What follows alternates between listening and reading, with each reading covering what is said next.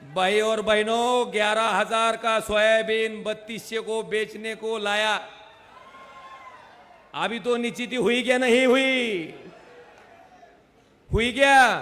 पक्ष फोडायचा आणि पक्षच आमचा आहे म्हणून सांगायचा। आमचा भी पक्ष फोडला, आमचं चिन्ह बी गेलं निघून। राष्ट्रवादी काँग्रेसची तीच अवस्था झाली, त्यांचंही चिन्ह घेऊन गेले। पण बांधवानो, ह्याच्या पाठीमाग खरा कळीचा सूत्रधार नारद मुनी कोण होता हो? कोण होता? कोण होता? मला वाटते मी काय फारसं सांगायची आवश्यकता नाही, इथं प्रचार करायची आवश्यकता नाही। कारण 1983 पर्यंत हा लातूर जो जिल्हा झाला तो धाराशिव मध्ये, उस्मानाबाद मध्ये तालुका होता, बरोबर आहे का नाही? 83 लातूरची जिल्ह्याची निर्मिती झाली आणि 83च्या नंतर मला वाटतंय आज धाराशिवकडं आणि लातूरकडं दोन्हीकडं बघितल्याच्या नंतर काय फरक दिसतोय हो?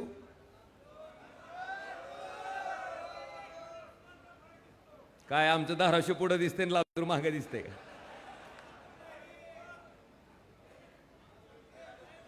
लातूर आमच्या तालुका होता का लातूर जिल्ह्यात धाराशिव तालुका होता, अशी अवस्था असावी इतका फरक मला वाटतंय लातूर जिल्ह्यात आणि धाराशिव जिल्ह्यात होतो, दिसतो। आणि तो फरक जर का दिसत असेल तर त्याला कारणीभूत त्या ठिकाणी या जिल्ह्याचं नेतृत्व कैलासवासी विलासरावजी देशमुख साहेब आहेत आणि त्यांचा वारसा समर्थपणे या ठिकाणी चालवणारी सगळी मंडळी मंचावर बसलेली आहेत।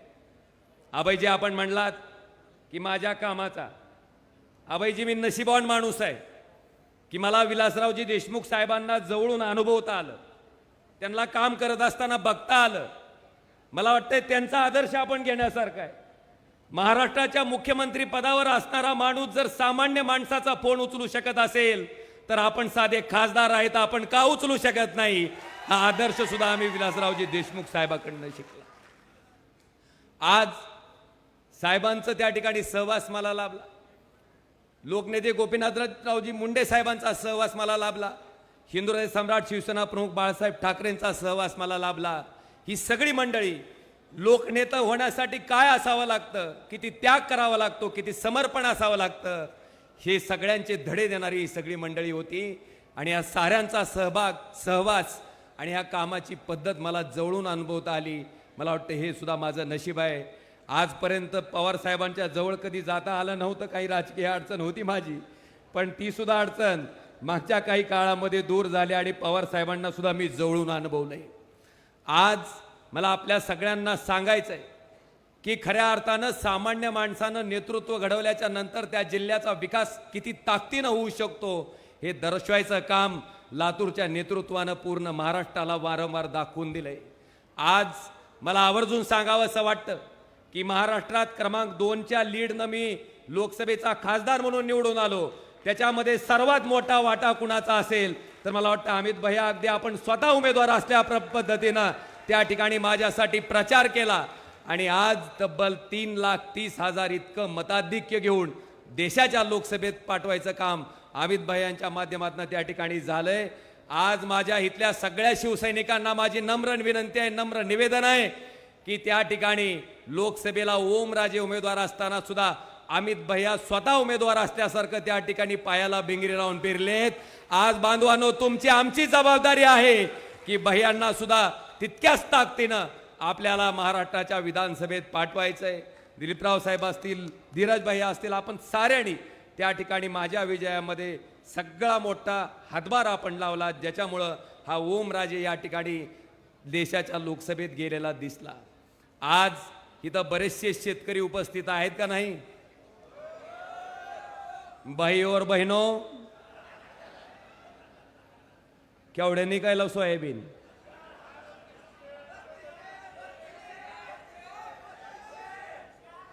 भाई और बहनों, 11,000 का सोयाबीन 3200 को बेचने को लाया। अभी तो निश्चिती हुई क्या नहीं हुई? हुई क्या? मला वाटतं आता ह्याचा विचार सामान्य शेतकऱ्यांना कर ह्याचा विचार आता सामान्य शेतकऱ्यांना बघणं गरजेचं. पक्ष फोडायचा आणि पक्षच आमचा आहे म्हणून सांगायचा. आमचा बी पक्ष फोडला, आमचं चिन्ह बी नेलं निघून. राष्ट्रवादी काँग्रेसची तीच अवस्था झाली, त्यांचंही चिन्ह घेऊन गेले. पण बांधवानो, ह्याच्या पाठीमाग खरा कळीचा सूत्रधार नारद मुनी कोण होता हो? कमळाबाई. कमळाबाई कोण होता? कोण होता?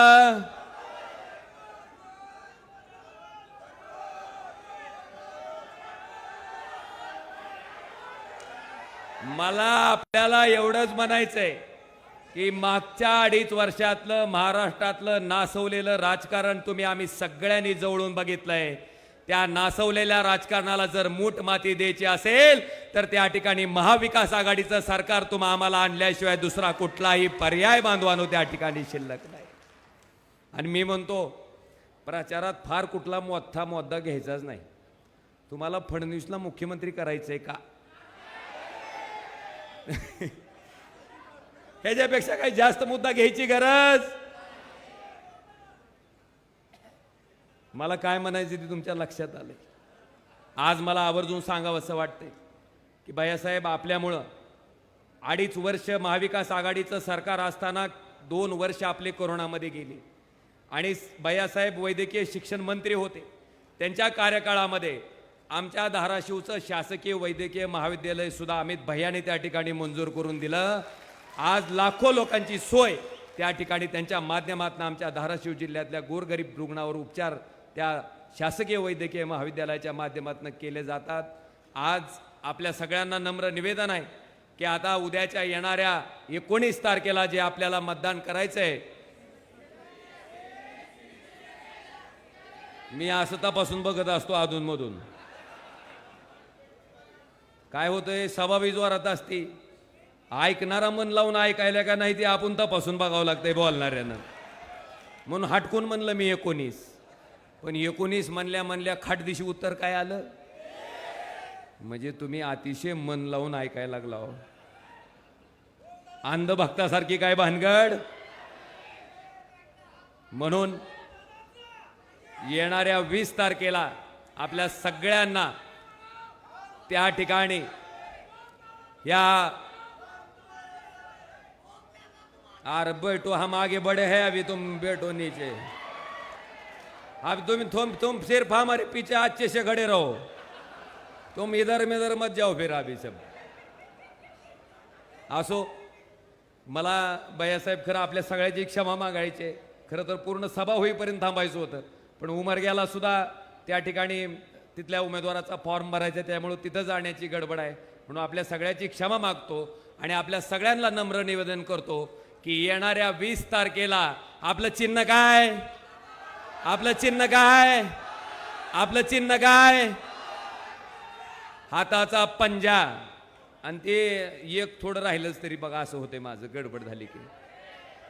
लाडकी कोणची योजना होती? हा, लाडकी खुर्ची योजना आहे का?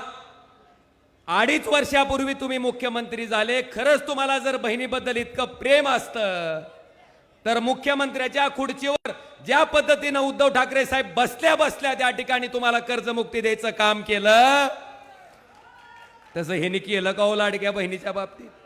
जेव्हा लोकसभेचं रुमनं बकदिशी पाटाडात बसलं की मग ही जागी झाली आणि मग ह्यांना बहीण आठवायला लागली. बांधवानो, बहिणीला 1,500 रुपये द्यायच्या गप्पा करतात, पण दाजीची वाट लावायचं काम ह्या सरकारनं केलंय का नाही? दाजी 11,000चं सोयाबीन 3200 इकू व्याजार आहे. आणि आता सुद्धा तेलाचा डबा काय भावात घेता ही तुम्हाला चांगलं माहीत आहे. ह्या सगळ्या बाबीचा विचार करून येणाऱ्या 20 तारखेला आपलं चिन्ह हे हाताचा पंजा आहे. त्या हाताच्या पंजाच्या पुढचं बटन दाबून त्या ठिकाणी लातूरला साजेशा अशा पद्धतीनं महाराष्ट्रात क्रमांक 1 ची लीड मला वाटतंय अमित भैया आणि धीरज भैयांना त्या ठिकाणी द्यायचं काम आपण सगळ्यांनी करावं. आणि साळुंके साहेब, तुम्ही बी काळजी करू नका. इतका तळमळीचा माणूस असल्यावर लोक काय सोडित नाहीत. तुम्हाला लोक अजिबात सोडणार नाहीत. तुम्ही सुद्धा काही काळजी करायचं कारण नाही. इतक्या प्रामाणिकपणे लोकांना जर कामाचं आपण वचन देत असाल तर निश्चितपणे निलंग्यातली जनता सुद्धा तुमच्या पाठीशी खंबीरपणे राहायचं काम करेल. एवढंच या ठिकाणी आपल्या सगळ्यासमोर व्यक्त होतो. आज आपल्या सगळ्यांना येणाऱ्या 20 दिवस आता बिलकुल गहाळ राहू नका. ह्या गावातला असेल तर त्याच गावात राहावा. उगाच ह्या गावातल्या माणसानं 10 गावात हिंडण्यापेक्षा आपलं बूथ, आपला गाव, आपल्या गावातला प्रत्येक मतदार त्या ठिकाणी सांभाळायचं काम करा, ही कळकळीची विनंती करतो. आणि भैयांना आणि धीरज भायांना साजेसं लीड म्हणजे महाराष्ट्रानं बघावं अशा पद्धतीचा लीडनं निवडून आणायचं काम आपण सर्वांनी करावं अशी विनंती करून आपल्या सगळ्यांची रजा घेतो. धन्यवाद. जय हिंद, जय महाराष्ट्र. धन्यवाद खासदार ओमराजे निंबाळकर साहेब. अतिशय आपल्या खुमासदार शैलीमध्ये अतिशय महत्त्वपूर्ण या ठिकाणी आपण भाष्य केलात. आदरणीय विलासरावजी देशमुख साहेब हे उस्मानाबादला मोठा भाऊ समजायचे आणि या मोठ्या भावाला आपल्या राजकारणामध्ये आदरणीय विलासराव देशमुख साहेबांनी कधीच काही कमी पुढं दिलं नाही. अतिशय मोठ्या भावाच्या आणि लहान भावाच्या भूमिकेमध्ये आदरणीय विलासरावजी देशमुख साहेब उस्मानाबादशी राजकारण त्यांनी केलेलं आहे आणि अतिशय सुंदर असं वक्तव्य या ठिकाणी आपण केलात. यानंतर माननीय श्री कुणाल चौधरी साहेबांना मी विनंती करतो की आपण या ठिकाणी आपलं